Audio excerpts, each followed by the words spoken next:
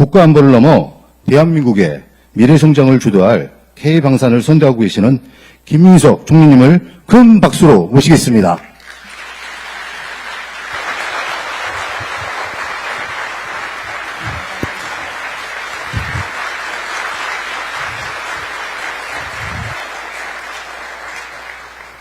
반갑습니다.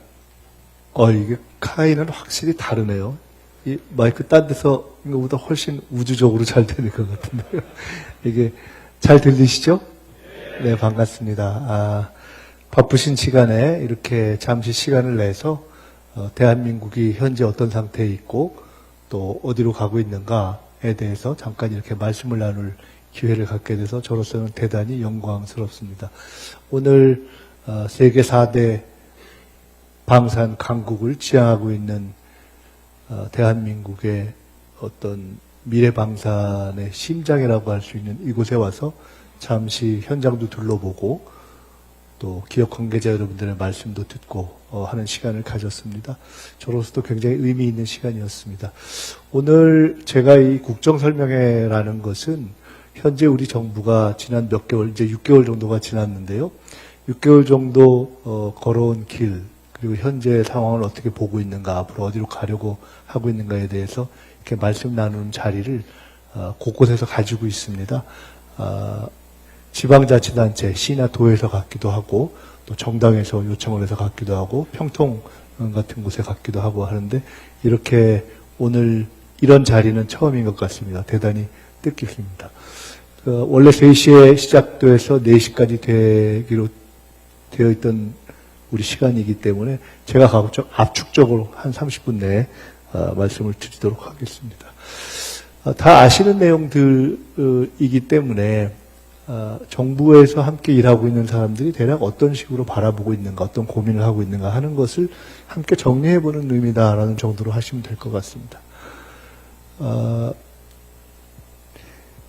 지표를 몇 가지 보고 쭉 설명을 드리려고 했는데 그것을 한 말씀으로 드리면, 4개의 지표를 한 말씀으로 드리면 우리 경제가 사실은 단기적으로 뿐만 아니라 장기적으로, 구조적으로 진짜 이대로 가면 괜찮을까? 라고 생각하는 매우 어려운 상황에서 시작했다. 새 정부가 지난해 정부의 임기 5년 임기를 시작하는 상황에 여러 가지 상황이 그랬다. 구조적으로도 흔히 잠재 성장률이라고 하는 것이 아주 바닥으로 떨어져 있었고, 여러 가지 구조적인 위기에 처해 있었고, 거기에 계엄과 내란이라고 하는 상황을 맞아서 정치 경제적인 상황뿐만 아니라 국민의 심리도 완전히 바닥에 떨어져서 사실은 참으로 한치 앞을 내다보기 어려운 그런 상황에 있었다. 근데 다행히 6개월이 지난 지금 우리는 아직도 많은 어려움이 있지만은 그래도 반등의 실마리는 잡은 것 같다. 비교적 회생할 수 있는 기틀은 잡은 것 같다. 여기 있는 4가지 지표들이 그런 겁니다. GDP 실질 성장률이 지난 24년 중반부터 25년 초반, 공교롭게도 25년 초반이라는 것은 딱 작년 초반이 윤석열 대통령, 전 대통령에 대한 탄핵이 결정된 시점입니다. 계속 마이너스였습니다. 경제가 심리라고 하는데 윤석열 대통령 탄핵이 딱 결정된 시점부터 어떻게 보면은 국민들이 이제 오히려 역으로 안정을 찾아서 성장률이 올라가기 시작했던 것이죠. 그렇게 해서 쭉 올라가기 시작한 성장률이 이제 1%를 넘어섰고, 지금 그러면 우리는 지금 잠재 성장률이라는 게 보통 사람으로 보면 체격, 키, 무게 뭐 이런 것처럼 대한민국의 현재의 능력과 기본 골조, 스펙을 가지고 어느 정도의 성장이 적정한가에 대한 이야기 아니겠습니까? 그걸 대략 1.8 정도로 보는데, 지금 전문가들은 지금 이런 정도의 추세면 올해면 우리가 잠재 성장률 정도는 회복할 수 있을 것 같다 이렇게 보는 것 같고, 정부는 내일 저희가 올해의 경제성장 전략에 대한 회의를 대통령께서 주재하셔서 하는데 1.8에서 잘하면 2까지도 볼 수 있을 것 같다라고 노력을 더하고 약간의 낙관적 전망을 보탠 그러한 전망을 하고 있습니다. 실제로 소비 심리가 우리가 100을 기준으로 했을 때 완전히 마이너스 단계에서 이제는 쭉 몇 달 연속으로 올라가서 저 지표는 뭐 경제학 하는 분들은 대여섯 가지의 지표를 종합해서 본다고 하더라고요. 내가 어떨 것 같느냐, 남이 어떨 것 같느냐, 종합적으로 어떨 것 같느냐 해서 전반적으로 소비가 늘어날 것 같다고 판단을 하고 있다는 것이죠. 코스피 추이는 사실은 2000대까지 떨어졌던 것이 지난 대선 당시에 코스피 5000 목표를 이야기할 때 사람들이 코웃음을 쳤는데 이게 그냥 3000을 넘어서 4000을 넘어서 이게 딱 어제 수치를 업데이트한 겁니다. 4500까지 올라가서 저게 어디까지 갈 것이냐에 대해서 우리 모두가 바라보고 있는 상황입니다. 물론 어려움이 많습니다. 환율도 있고 또 참으로 난제 중에 난제인 부동산 문제도 있습니다. 저희가 최근에 대전 충남 통합, 또 대전 충남 통합 얘기가 나오니까 광주 전남 통합 이런 얘기도 나오는데 이 수도권 부동산 문제에 대한 정책을 쭉 하면서 사실 역대 정부가 다 어려웠던 거 아닙니까?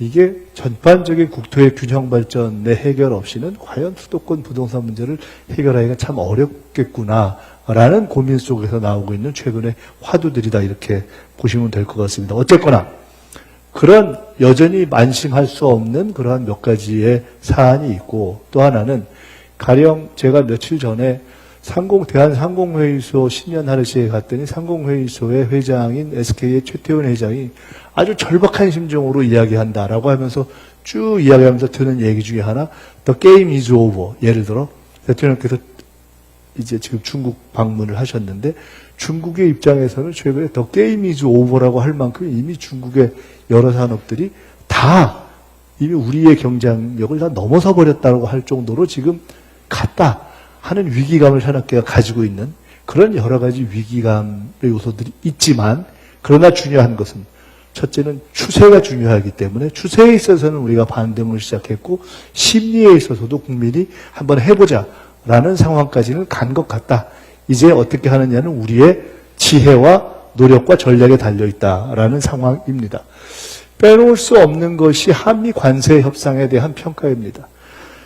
정부가 일을 어떻게 했는가, 대통령이 일을 어떻게 했는가에 대한 평가를 최근에 해보면 대통령의 업무에 대한 평가 중에 가장 긍정적으로 평가하는 것이 외교입니다. 아마도 그 외교의 상당 부분을 점하는 것은 모두가 과연 이게 어떻게 될까라고 걱정했던 한미 관세 협상 그리고 한미 관계가 풀렸던 것이 가장 결정적인 것이 아닐까 싶습니다.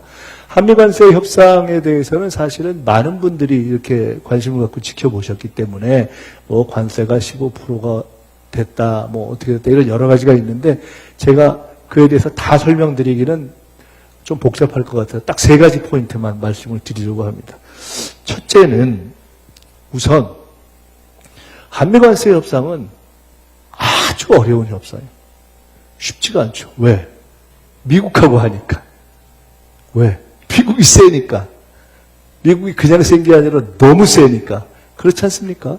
미국이 정치, 경제, 군사적으로 너무 센 최강국 아닙니까? 이 협상은 통상적인 방식으로 통상적인 파트너끼리 통상적인 계기에 의해서 시작된 것이 아니죠.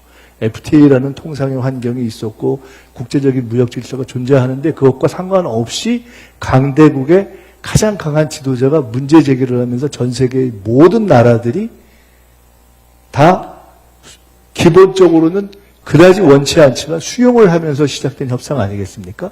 그렇기 때문에 이 협상은 시작부터 결론의 끝이 정해져 있는 겁니다. 어떻게? 끝은 미국에게 조금이라도 더 유리할 수밖에 없는 방향으로. 그러면 이 한미 관세 협상을 포함한 전 세계 각국의 관세 협상의 평가는 잘했냐 못했느냐는 무엇으로 평가되느냐? 한국과 미국의 상호가 그 협상을 하기 전과 후의 결과가 어떻게 됐느냐도 중요하지만 또 하나 중요한 것은 다른 나라들에 비해서 어땠느냐? 한국이 미국과 관세 협상을 한 다른 나라, 특히 우리와 여러 가지 경쟁 관계에 있는 예를 들어 일본, 유럽 이런 나라들과 대비해서 어땠는가가 중요한 평가 기준이겠죠. 그러한 평가와 관련해서 대략 현재까지 전문가들의 판단, 세계의 판단은 한국이 비교적 선방했다고 하는 것이 객관적인 판단인 것 같습니다. 국민들도 그렇게 보시는 것 같고 예를 들어 대표적으로 이웃나라 일본의 경우도 그렇게 보는 것 같고 그렇습니다. 그러면 거기서 중요한 세 가지 포인트가 뭐냐. 첫째, 상업적으로 합리적인 투자. 상업적 합리성이라고 이야기하는 것입니다. 아까 말씀드렸듯이 이건 기본적으로 우리보다 센 상대와의 협상입니다. 우리보다 센 상대가 우리보다 센 조건을 가지고 밀어붙이는 것에 그것을 막아내면서 한 협상입니다. 그러니까 기본적으로 어떻게 보면 언론이 볼 때 또는 전문가들이 볼 때 또는 야당이 비판할 때 야 이건 문제가 있는 거 아니야? 이건 손해볼 수 있는 거 아니야? 라는 지적을 할 수 있는 대목들이 있는 것이 어떻게 보면 있는 것이 당연합니다. 그럼 우리는 그것에 어떠한 방어 장치를 만들 수 있었는가? 실제로 그 방어 장치를 만들었는가가 중요하죠. 우리가 만든 방어 장치는 상업적 합리성입니다. 쉬운 말로 하면 돈 되는 것만 한다. 미국에 우리가 자본을 만들어서 투자할 때 그 결정을 할 때 그 결정을 해서 우리가 투자를 하더라도 우리에게도 돈이 되는 것만을 한다. 라는 조건을 전체 협상에 걸었다는 것이죠. 매우 중요한 것입니다. 두 번째는 오늘 우리가 바로 이곳에 우리가 우주항공, 방산의 미래를 만들기 위해서 함께 노력하고 있는데 매우 연관이 있는 겁니다. 마스가입니다. 배. 마스가, 우리가 모두가 알고 있는 마스가, 이 조선과 관련한 우리의 경쟁력이 없었다면 이 한미관세 협상 전체를 이 정도 상황, 이 정도 수준으로 끝내기는 어렵거나 불가능했을 겁니다. 왜? 미국에게 절실하게 필요한데 미국이 중국과의 관계 속에서 전함을 만들어내는 능력이 결정적으로 필요하고 이 세계의 패권 전략에 있어서 해양에 대한 주도권을 갖는 것에 있어서 전함의 우위를 갖는 것이 결정적으로 중요한데 막상 그것을 실현하기 위한 전함의 제조 능력, 조선 능력이 취약한데 그것을 한국이 커버해 줄 수 있다는 것이 이번 한미관세 협상 전체에 있어서 우리에게 최고의 경쟁력이었다는 것이죠. 사실 이번 협상을 시작할 때 참 재미있는 일이 있었습니다. 제가 총리에 취임하기 며칠 전에 어떤 분을 만나 뵀냐면 신동식 회장이라는 현재 95세입니다. 박정희 대통령 때 경제수석을 했던 서울대 조선학과 2회. 근데 그분을 만나서 대화를 했는데 그분이 한국이 한미 관세 협상을 하고 미국과 할 때 이 조선을 갖고 이걸 뚫어야 된다는 아이디어를 주셨어요.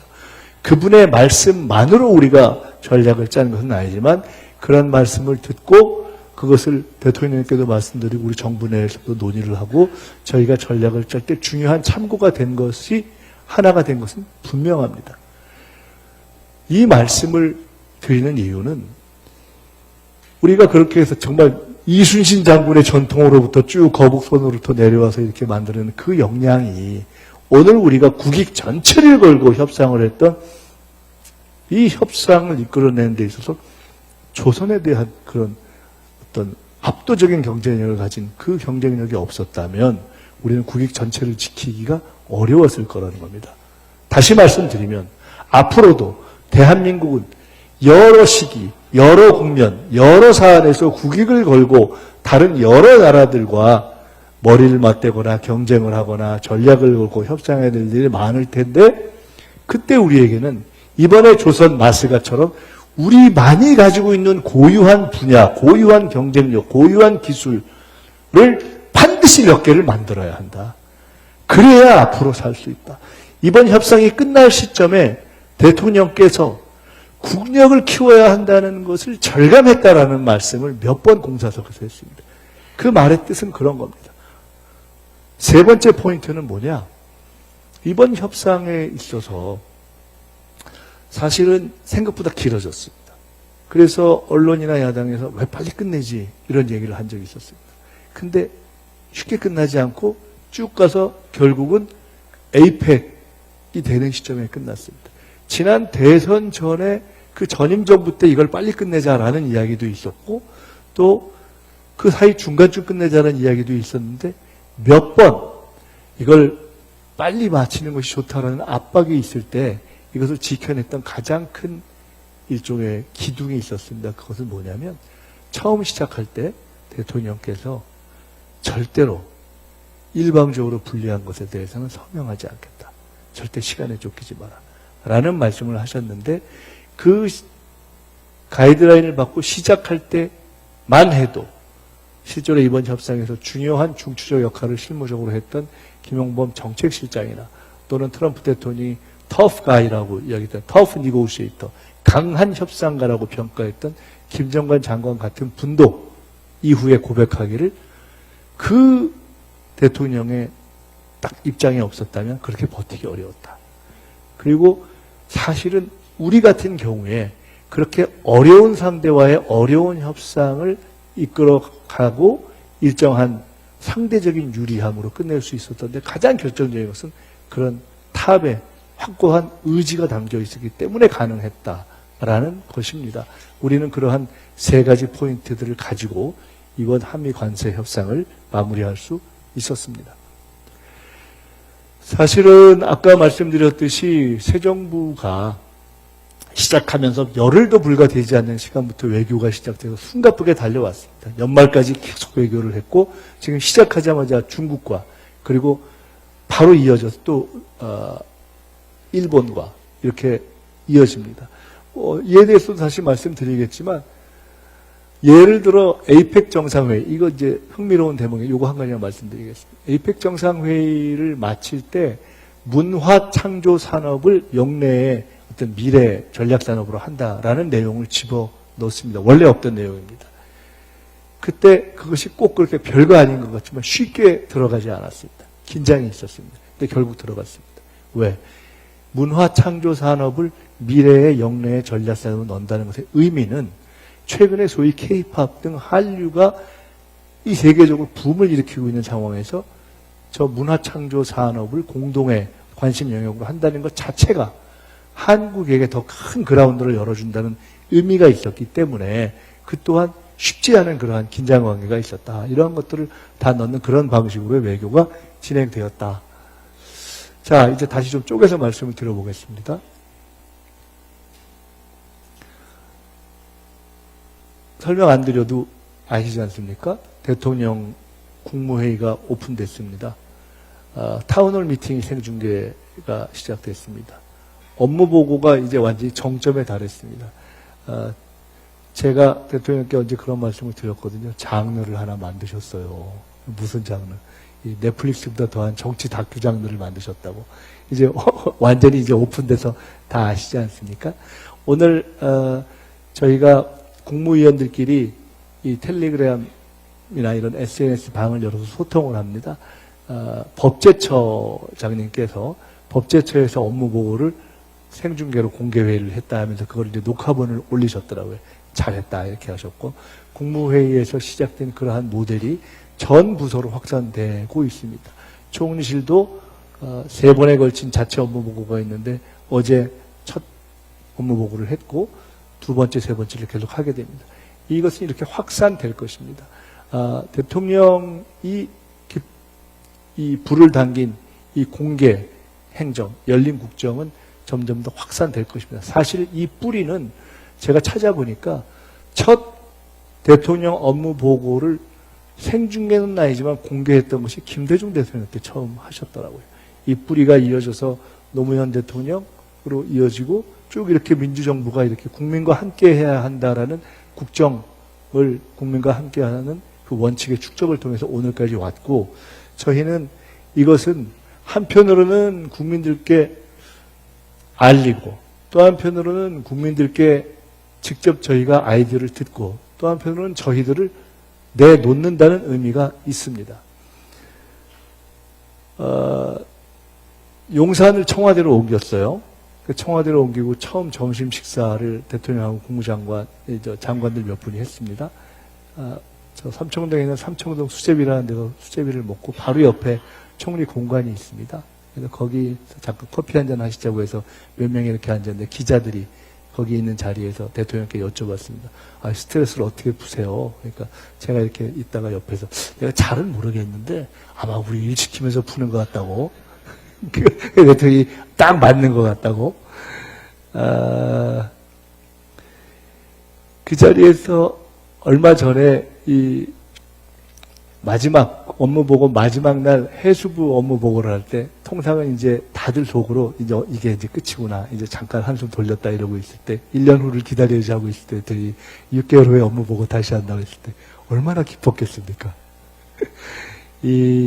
저는 사실은 1년차 업무 보고보다는 2년차, 3년차 업무 보고가 훨씬 기대됩니다. 그 변하겠죠. 1년차 이번 업무 보고에서는 예를 들어 대통령이 그 생중계를 통해서 보여지는 자리에서 해당 장관들 또는 국장들에게 몰라도 됩니다. 그냥 모르면 모른다고 하십시오. 아는 것만 말씀하시고 이렇게 했지만 2년차엔 변하겠죠. 3년차엔 또 변하겠죠. 이 압박 점검이 시작되겠죠. 공직자들은 좀 고통스럽겠지만 그러나 그렇게 해서 3년, 4년, 5년 이렇게 가면 저는 우리 정부의 틀은 상당히 변할 것이라고 보고 저희는 그런 책임감을 가지고 또 하겠다 이런 생각을 가지고 있습니다. 외교와 관련해서 제가 김대중 전 대통령님 때 정치를 시작했는데 김대중 전 대통령께서 외교를 비교적 잘한 대통령으로 평가받습니다. 제가 김대중 대통령 퇴임하신 후에 언제 한번 그 사저를 찾아가서 이런저런 말씀을 나누다가 여쭤본 적이 있습니다. 외교가 결국은 그냥 다 잘 지내는 거죠? 그랬더니 다 잘 지내는 거라고. 미국과도 잘 지내고 일본과도 잘 지내고 중국과도 잘 지내고 러시아와도 잘 지내고 북한과도 잘 지내고 쉽지만 어려운 것이죠. 근데 우리가 지난 시기 그렇지 못했습니다. 경우에 따라서는 외견상 잘 보이는 것처럼 보이지만 정작 중요한 문제를 풀지 못했거나 또 경우에 따라서는 비교적 좋은 관계를 유지해야 되는데 관계가 상당히 냉각되어 있거나 그랬습니다. 지금 새 정부 들어서 가장 의미 있는 외교적 성과라면 우리와 가장 결정적으로 중요한 관계는 물론 조금 이따 말씀드리겠지만 북한과의 관계는 여전히 아주 냉각 상태에 있습니다. 그러나 그렇지 않은 부분 미국 가장 핵심적인 파트너인 일본, 중국 모두와 선순환의 방향으로 관계가 풀리기 시작했다는 것입니다. 트럼프 대통령과의 관계를 푸는 것이 그렇게 쉽지 않지 않습니까? 다들 아시다시피. 그러나 이미 인간적인 케미를 형성했고 지금 있었던 한미 관계의 여러 가지 쟁점들을 풀어나가는 방향으로 가고 있습니다. 중국과의 관계도 마찬가지입니다. 에이펙 정상회담을 할 때 마지막 날 마지막 만찬을 하는데 그 GD 나왔던 만찬이거든요. 그 GD가 정말 대단하더군요. 저도 GD 처음 앞에서 봤는데 포스가 달라요. 근데 그 만찬 준비를 할 때 이 정상들이 쭉 들어오면 대통령과 인사하고 그 다음에 만찬 들어가기 직전 장소인 대기실에 이렇게 쭉 모여 있었습니다. 그 대기실에 들어올 때 맞이하고 인사하는 건 제가 했는데 쭉 한 분씩 들어와서 거기서 뭐 차도 마시고 하면서 잠깐 이제 만찬장에 함께 들어가기 직전에서의 모여있는 한 15분 정도의 시간에 그때 마지막 들어온 게 시진핑 주석이었어요. 근데 시진핑 주석이 들어오니까 분위기가 다르더라고요. 다 우리 에이펙의 정상들이 다 각 나라의 정상들이고 센 분들인데 시진핑 주석이 들어오니까 그래도 우리가 그 느낌이라는 게 있잖아요.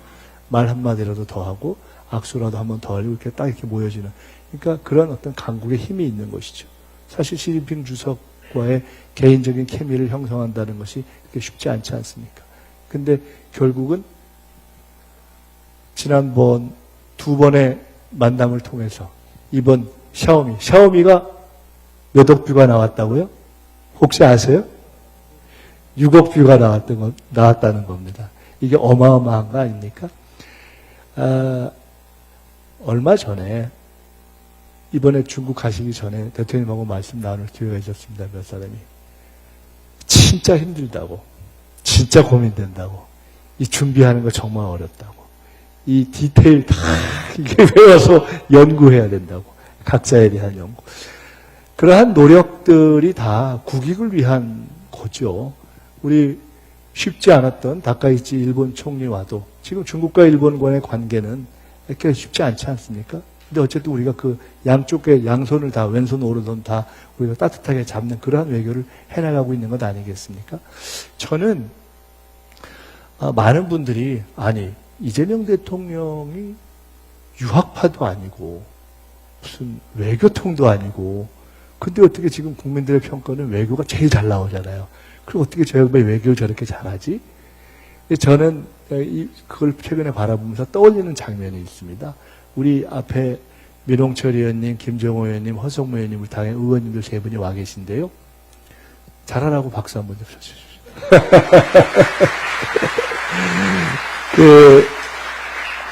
당에 있을 때, 대선 전에, 대통령께서는 당대표로, 저는 수석 최고위원으로 있을 때, 제가 주목했던 대목이 하나 있습니다.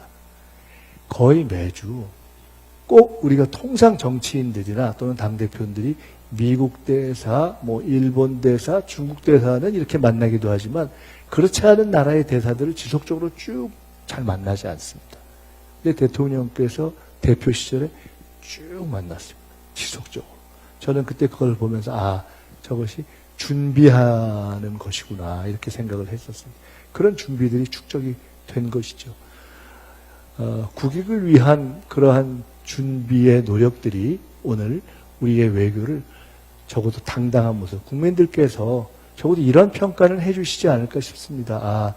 우리 국민이 느끼는 대한민국의 품격을 유지하면서 대통령이 여기 계셨다면 제가 표현을 있는 그대로 옮기진 않겠습니다. 정말 상대를 기분 좋게 해주기 위해서 무지무지하게 노력한다. 라고 말씀하시거든요. 그렇습니다. 그런 노력을 하지만 그러나 그것을 우리 대한민국 국민의 품격을 유지하면서 상대의 기분을 좋게 하면서 우리의 국익을 지키기 위한 그런 노력을 대통령부터 우리 모두가 최선에서 해왔고 국민들께서 그것을 또 받쳐주시고 계시기 때문에 비교적 우리는 당당한 어떤 외교로 세계 무대에 복귀할 수 있었다 이렇게 말씀을 드리겠습니다. 경제가 투명해졌다고 생각합니다. 한미관세 협상, 조금 전에 우리 기업인들께도 말씀드렸지만 한미관세 협상을 하는 과정에서요. 역대 어느 정부보다도 정부와 기업이 많이 만난 것 같습니다. 오나들을 특히 많이 만난 것 같습니다. 대기업 오나들을 정말 많이 만난 것 같습니다. 대통령도 만나시고 비서실장도 만나고 정부 관계자들이 정말 많이 만났습니다. 제가 문득 그런 생각을 했습니다. 10년 전이었다면, 20년 전이었다면 대통령이나 또는 정부의 실력자들, 기업의 오나들을 저렇게 만나서 혹은 개별적으로 혹은 몇몇이 만났다면 그것이 기사가 될 때 어땠을까? 때로는 그런 것들이 저 사람들이 만나서 뭔 얘기를 하지? 저 사람들이 골방에서 뭐가 딴 거래가 오가지 않나? 하던 시절이 있었죠. 이제 그런 것이 없습니다. 그런 것이 없기 때문에 당당하고 떳떳하게 정부와 기업이 만나서 논의하고 머리를 맞대는 그런 시대가 되었다. 제가 언젠가 유학을 갔을 때 들었던 수업 중에 하나가 기업과 정부의 관계라는 수업이 있었습니다. 대학원 수업이었는데 그때는 제가 그것의 의미를 잘 몰랐습니다. 근데 요새 제가 생각합니다. 나라가 선진화된다는 것의 가장 중요한 척도 하나는 정부와 기업의 관계이다. 이제는 정부와 기업이 서로 상생하는 관점에서 서로의 어려운 점들, 쟁점들을 터놓고 이야기할 수 있는 관계로 바뀌어야 하고 이제 그럴 수 있는 투명한 토대는 갖추어졌다. 그래서 A, B, C, D, A, AI, B, 바이오, C, 컨텐츠 앤 컬처, D, 디펜스, E, 에너지로 가기 위한 각 분야의 전략적인 초석을 놓고 저희들이 다시 달려가기 시작했습니다. 또 하나 중요한 것은 이 정부가 이제 내일 성장 전략과 관련한 또 국민에게 공개된 토론을 할 텐데 그중에 몇 가지 중요한 것 중에 두 가지만 말씀드리겠습니다. 첫째는 지방이 주도하는 성장으로 가야 한다. 지금까지는 수도권 중심의 성장이었지만 지방이 주도하는 성장으로 가야 하고 우리가 그것을 지방 균형 발전을 위해서 여러 가지 노력을 했었습니다. 행정 수도 이전이라는 시도도 해보고 또 기업도시 혁신도시 시도도 해봤지만 역시 중요한 것은 지방에서의 산업이 발전할 수 있게 하는 것이고 그렇게 하기 위해서는 지방에 또 수도권보다 멀수록 더 많은 혜택을 준다는 방향으로의 프레임의 전환이 필요하다는 것을 첫째. 두 번째는 문화가 이끄는 매력적인 성장이라는 것을 저희들이 매우 중시하고 있습니다. 사실은 어쩌면 우리가 하는 모든 일에는 알게 모르게 K-팝이, 한류가 그 바탕이 되고 있을지 모릅니다. 한국 거니까 일단 먹어주는 거죠. 그래서 그런 점에 있어서 우리의 문화국가적 매력을 높이는 것은 매우 중요하다. 그와 관련한 여러 가지 노력을 하고 있다 하는 말씀을 드리겠습니다. 이거 참고로 하나만 말씀드리겠습니다. 맨 뒤에 있는 게 어딘지 아시죠? 국중박입니다. 국중박. 국립중앙박물관. 나의 문화유산 답사기를 쓰신 유홍준 선생이 지금 국중박 관장으로 계신데, 제가 최근에 몇 번 말씀드린, 가장 최근에 세계 3위로 올라갔다는 겁니다. 로마에 있는 박물관, 그 다음에 루브르인가 뉴욕인가 한 군데를 제꼈습니다. 우리가 세계 3위가 됐습니다. 지금 방문객 숫자가 연 600만 정도가 됐다는데, 두 가지의 의미가 있다는 겁니다. 첫째는 지금 말씀드렸던 그런 소위 세계적인 박물관들은 대부분 남의 나라에서 가져온 게 많은 박물관들이잖아요. 우리 그게 아니잖아요. 그냥 우리 거잖아요. 두 번째는 찾는 사람들이 우리나라에 한 세계 100나라의 박물관자들이 오면 그렇게 부러워하는 게 일본을 포함해서 다른 나라들은 박물관에요. 젊은 사람들이 안 간답니다. 다 이제 은퇴하신 어르신들만 가신다는데 우리는 그냥 젊은이들이 줄을 쫙 서 있는 거예요. 애들까지 데리고. 이게 이제 문화국가의 저력이죠. 어찌 보면 제가 아까 와서 그런 느낌이 들었는데 앞으로 언젠가는 우리가 만드는 방산 무기 제품들도 누가 더 멋있게 만드느냐. 이게 다 영향을 미칠지도 모르는 그러한 문화적인 국가의 힘이 우리의 저력이 되는 것이기 때문에 그것을 향후를 대비하면서 저희들이 준비하고 있다 이런 말씀을 드립니다. 이것을 빼놓을 수가 없습니다. 국무회의를 지켜보시면서 대통령이 산재에 대해서 강조하는 것을 들으셨을 겁니다. 쉽지가 않습니다. 산재 문제. 마지막에 있는 건 자살 문제입니다. 총리실에 자살대책본부라는 것을 만들었는데요. 우리나라에서 1년에 자살하는 숫자가 몇 명이나 되는지 아십니까 혹시? 15,000이 넘습니다. 생각보다 너무 많습니다. 사실 너무 부끄러운 거죠. OECD 최고입니다.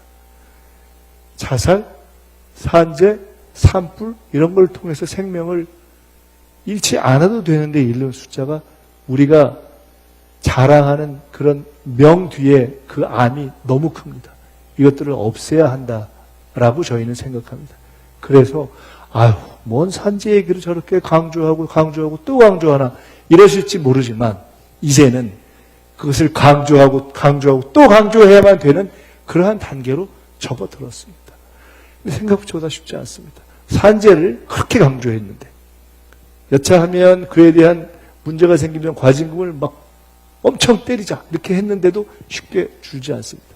50억 이상, 50인 이상의 사업장에서는 많이 줄었습니다. 근데 전체 숫자는 심지어 늘기조차 했습니다. 왜? 50억 이하, 50인 이하 사업장들이 쉽게 줄지 않습니다. 저도 부시점검을 나가곤 하는데 이것이 참 우리 사회 전체의 문화가 바뀌지 않고는 어려운 일이구나. 그러나 이제 우리는 앞서 말씀드린 이런 여러 가지 물리적인 성장뿐만 아니라 인간을 존중하는 점에서도 명확하게 이제는 우리 사회의 성숙 단계로 들어가야 한다는 점을 생각하면서 생명 존중의 방향으로 가겠다는 말씀 드리겠습니다. 평화를 향해 나아오고 있습니다. 쉽지 않습니다. 북한과의 관계가 여전히 냉각돼 있고 북한은 이제는 통일이란 없다. 두 개의 나라다라고 이것을 이론으로 만들어서 주장하는 단계에 이르렀습니다. 여러 가지 이 군사적인 대치 상황이 여전히 지속되고 있습니다. 그러나 분명한 것은 새 정부가 출범한 것만으로도 그 이후에는 적어도 오물풍선이 오고 확성기가 가고 그 양자가 쓸데없이 불필요한 공방을 하는 것은 어느새 사라져버렸습니다. 이런 기조를 잃지 않고 쭉 가겠습니다. 당장은 대화가 되지 않더라도 적어도 더 상황을 격화시키지 않는 그러한 지혜로움을 가지고 국민과 함께 나아가겠다. 여론조사를 해보고 국민들의 여론을 여쭈어보면 그러나 북한과 꾸준히 북이 바로 호응하지 않더라도 지속적으로 갈등을 격화시키지 않는 방향으로 나아가라 라는 말씀들을 해주시기 때문에 저희들이 그런 방향으로 나아가고 있다는 말씀을 드립니다. 지금까지 주로 앞으로 괜찮을 것 같아 이런 말씀 드렸습니다. 사실은 괜찮을 것만은 아닙니다. 아까 처음에 말씀드렸듯이 많은 난제들이 있습니다. 경제적으로도 부동산, 환율 등의 난제들도 있고 산업적으로도 여러 가지 어려움들이 있습니다. 여러 부분의 어려움들인데 제가 그중에 하나만 그냥 예를 들어봤습니다. 제가 K-팝, 한류, K-드라마 이런 게 워낙 떠 있기 때문에 다 잘 나가는 것으로 생각하지만 실제로 보면 굉장히 고통과 어려움이 현장에는 많다는 겁니다. 이게 연도별 드라마 우리 제작 편수입니다. 2022년에 정점을 찍었습니다. 140일. 지금 지난해 84편. 언제와 같냐? 10년 전 2015년과 같습니다. 같은 84편인데 다릅니다. 하나는 84편에서 올라가들 때의 84고 지금은 정점을 찍고 내려가는 84입니다. 실제로는 쉽지가 않은 거죠. 돈은 우리가 많은 히트작을 만들었지만 실제로 돈은 넷플릭스가 가져는 이러한 구조가 있습니다. 이러한 시기의 문제들이 많이 있습니다. 곳곳에. 이런 것들 하나하나를 풀어가야 한다는 것을 인식하고 그 긴장감을 잃지 않고 가겠다 하는 말씀을 드립니다.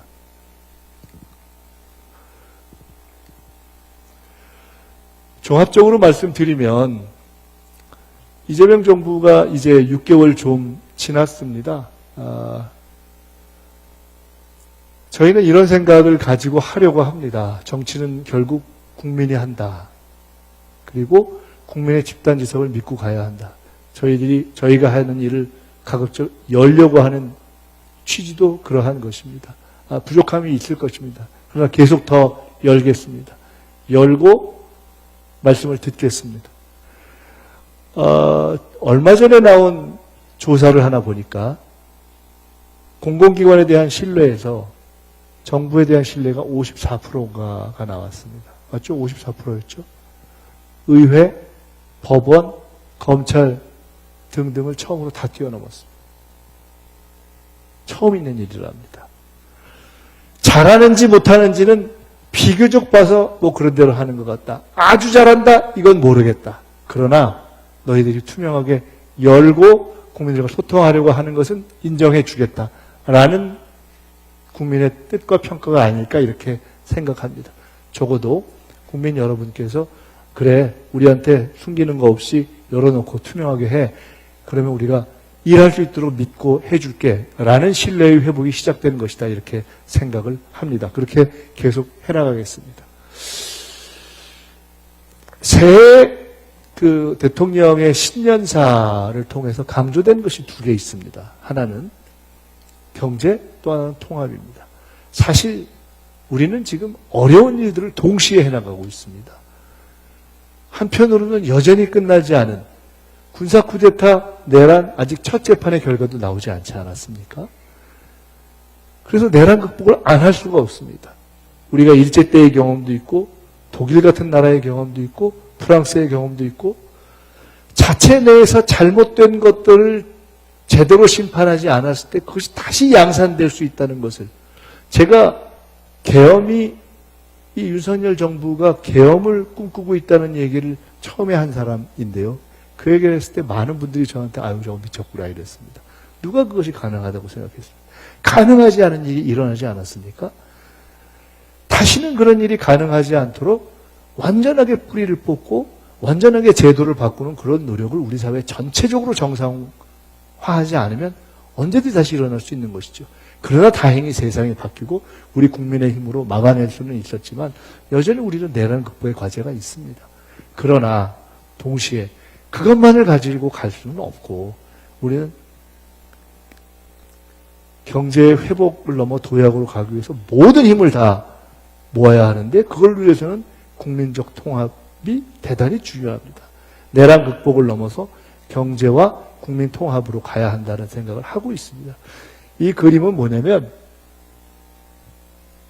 다 보면 얼굴 아실 만한 분들입니다.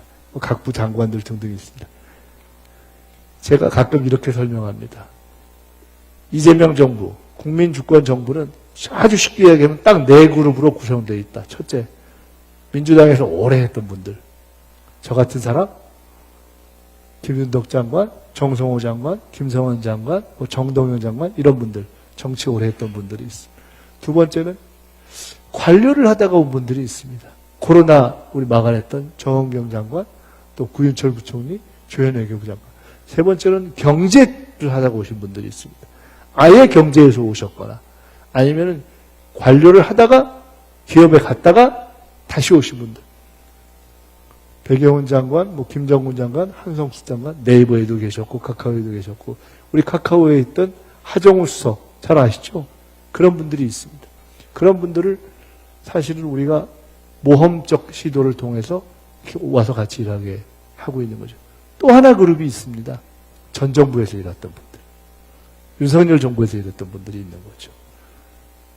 대표적으로 송민영 장관, 그리고 권오을 장관님은 윤석열 정부에서 일하지 않았지만은 보수정당에서 함께 계셨던 분이고, 식약처장도 계시고, 그렇습니다. 이 일을 함께 잘할 수 있으면 과거를 넘어서 함께 하자라는 것이 현재의 구성에 그대로 되어 있는 것입니다. 우리는 이것을 더 넓혀 나가려고 합니다. 그렇게 해서 색깔과 출발은 달라도 우리 국익을 위해서, 국가를 위해서 함께 할 수 있다면 함께하는 통합의 노력을 더 지속해 나가겠다는 말씀을 드립니다. 오늘 이곳에 와서 이렇게 한 30분 정도 이제 딱 지났습니다. 간단하지만 국정설명이라는 이름으로 여러분께 오늘 이렇게 인사를 드리는 이유는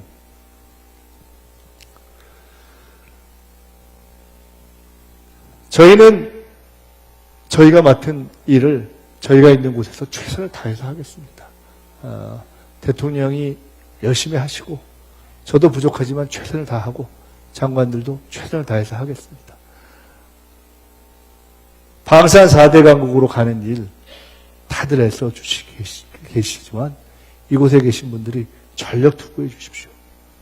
우리가 방산 4대 강국이라는 과거에는 정말 설정도 못 해봤던 목표를 세우고 그 꿈을 꾸고 그 꿈을 실현해 가는 것이 아까 말씀처럼 한편으로는 우리의 경제를 살리고 또 한편으로는 우리의 자주국방력을 키우고 더 나아가서는 앞으로 있을 수많은 이 세계의 이 국가 간의 경쟁에서 우리가 가질 수 있는 매우 강력한 경쟁력, 무기, 레버리지를 만드는 길이다 하는 것을 잊지 말고 애써주시기를 부탁드립니다. 이미 매출이익에 있어서도 수출액에 있어서도 놀라운 단계를 계속 놀라운 기록을 경신하고 있지 않습니까?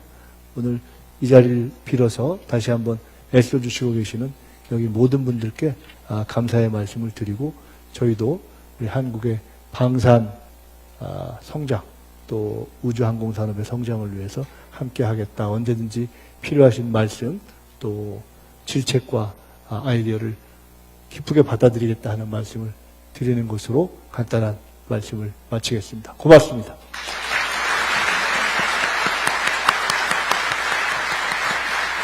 제가 원래 예정된 시간이 보니까 3시부터 이것저것 다 해서 4시더라고요. 그래서 제가 그 시간을 넘지 않도록 한 30분 정도 했습니다.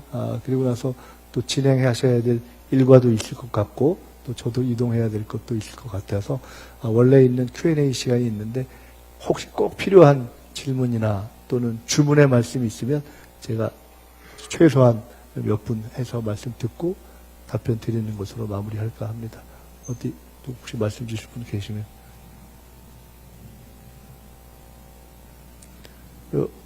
하실 것 같은데요? 표정이? 아니, 네. 제가 딱 표정을 보니까 예, 마이크 마이크 하나 갖다 전화드리겠습니다. 주시죠.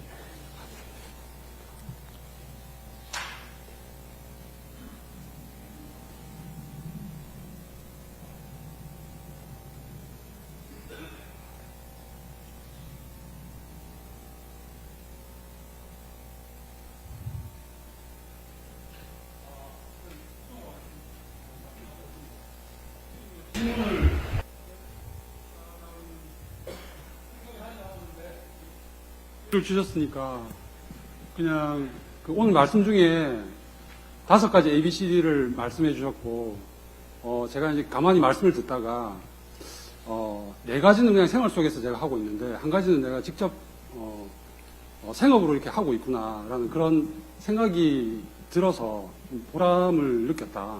이제 그런 말씀 하나 드리고 지금 제가 하고 있는 일은 한국항공에서 그 항공기 동력 전달 장치를 개발하고 있습니다. 그래서 이게 사실은 굉장히 어렵습니다.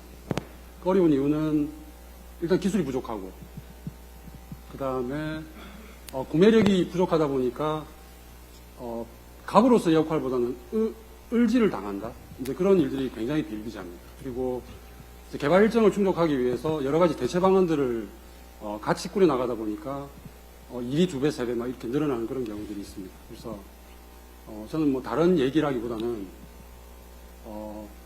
방산 쪽에서 일을 하고 있는 저희들이 겪고 있는 그런 어려움들이 많이 있을 거라고 봅니다. 저뿐만이 아니라. 그래서 더 많은 관심과 또 지원을 부탁드린다. 뭐 그 정도 얘기 드리겠습니다. 네, 고맙습니다.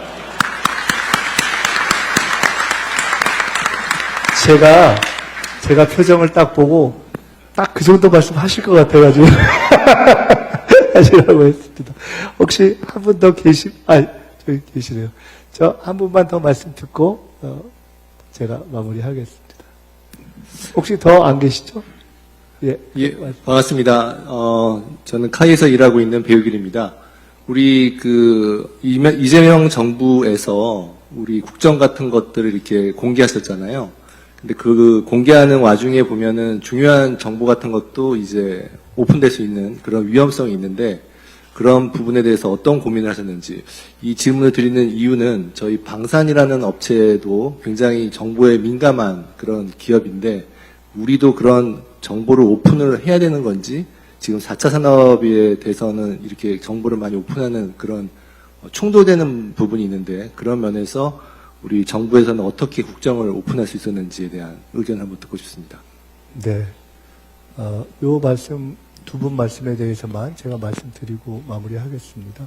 우리가 규제를 할 때, 예를 들어, 규제를 전반적으로는 규제를 없애자 이렇게 하지만은, 환경이라든가 안전에 관한 규제는 필요한 것이기 때문에 그것은 꼭 나쁘다고 볼 수 없고 유지하지 않습니까? 그러니까 규제를 꼭 푸는 것이 좋다, 하는 것이 좋다가 아니라 적절하고 스마트한 규제 정책 또는 규제 전략이 필요하다 이렇게 이야기하는 것처럼 국정의 공개라는 데에 있어서도 공개를 하는 것을 일반적 원칙으로 하되 그것에 해당하지 않은 부분은 당연히 있다고 생각합니다. 예를 들어 지금 말씀하신 것처럼 국익과 관련된 또는 산업기술과 관련된 또는 국방 어떤 안보와 관련된 그런 부분에 있어서는 필요한 다른 기준이 있을 거라고 봅니다. 어젠가요 오늘인가요 어떤 기사에 보시면 국방 관련한 시설에 대한 보도를 한 어떤 언론에 대해서 정부가 문제를 제기한 내용이 있었습니다. 그것을 그 문제를 지적할 때 논의하는 자리에 제가 마침 있었습니다. 굉장히 부적절했다고 생각이 듭니다. 우리가 이렇게 일단 일상에 있어서 일반 국민도 아닌 예를 들어 언론이라든가 또는 책임 있는 기관에 있는 분들은 이러한 부분들이 국가를 또는 국익을 또는 국가 안보 차원에서 일정하게 보호되고 지켜져야 되는가 아닌가에 대한 판단은 다 있을 거라고 봅니다. 지금 말씀 주신 국방 안보 기술 관련한 부분은 그런 일반적인 공개 영역과는 다르다고 봅니다. 다만 그러한 일들이 진행되고 되는 데 있어서 과거처럼 흔히 어떤 비리의 영역이라고 할 거나 그런 오해가 있을 수 있는 부분들 또는 그런 문제의 지적이 있을 수 있는 부분에 대해서는 우리가 이거는 그런 영역이기 때문에 다 덮어야 돼 라고 하지 않고 가급적 최대한도로 공개할 수 있는 부분은 공개의 폭을 넓혀 나가는 노력도 동시에 하는 것이 맞지 않는가 이렇게 생각이 듭니다. 사실 쉽지 않습니다. 제가 정부에서 공직자들하고 같이 얘기를 하면서도 일반적으로는 공개하는 것이 맞아라고 얘기를 하면서도 다 이게 안 하던 일들 하기가 쉽지 않지 않습니까? 그런 관성의 영역이 있기 때문에 그런 관성을 벗어나려는 확고한 문제의식을 가지고 노력을 하는 것이 맞겠다 이런 생각을 합니다. 그 두 가지를 조화롭게 해나가면 어떨까 하는 생각이 들고요. 아까 이제 주신 말씀은 결론적으로 방산에 관심 갖고 잘 해달라 그리고 함께 잘하자 그런 말씀이지 않습니까? 딱 그 말씀을 기대했습니다.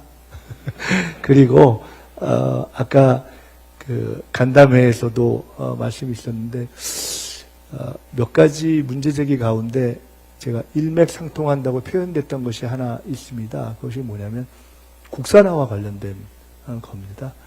우리가 산업 일반도 유치산업에서 이렇게 쭉 성장해 가는데 우리가 잘하는 나라가 잘하는 거 하고 못하는 나라는 그거 하지 마 이렇게만 한다면 기계 못 만드는 나라는 평생 기계 못 만드는 거 아니겠어요? 그런 식으로 한다면 우리는 평생 방산이라는 거는 꿈도 못 본 거 아니겠습니까? 근데 그것을 뚫고 우리가 과거에는 상상도 못하는 세계 4대 방산국가로 가고 있는 것이고 그 과정에서는 100%가 아니라 할지라도 최대한으로 핵심적인 부분에 대한 국산화를 높여가고 있는 것이고 여기서 하시는 모든 노력들은 다 그런 영역과 관련되어 있는 건 아니겠습니까? 그것을 어떻게 더 고취하고 보호하고 제도화하고 안정적으로 지속되게 할 것인가를 이제 우리가 고민할 만큼 우리의 정책 캐파가 커졌다고 생각합니다. 그래서 아까도 그런 국산화 문제에 대한 기준을 그냥 조금 더 정리해 갈 때가 됐다 이런 생각이 들어서 그런 말씀을 나눴습니다. 앞으로 그런 고민을 함께 하고 그런 국산화라는 문제에만 국한되는 것은 아니겠지만 방산과 관련된 여기서 하고 계신 그런 숨어있는 모든 분들이 다 영웅이시고 그런 영웅적 노력들에 대해서 저희들이 최선을 다해서 함께해서 대한민국이 정말로 세계의 선도적인 모범국가가 될 수 있도록 세계 4대 방산국가로 우뚝 설 수 있도록 하는 과정에 함께 노력하겠다는 말씀을 드립니다. 다시 한번 오늘 참 귀한 시간에 이렇게 시간 내주셔서 함께 시간을 나눠주신 것에 대해서 감사드리고 더 열심히 하겠다는 말씀 드리고 더 애써주십사 하는 부탁의 말씀도 드립니다. 새해 복 많이 받으십시오. 국민주권 정부의 성과와 앞으로의 국정운영 방향을 국민들께 직접 설명드리고 소통하기 위해 귀중한 시간을 마련해 주신 김민석 총리께 다시 한번 큰 박수 부탁드립니다.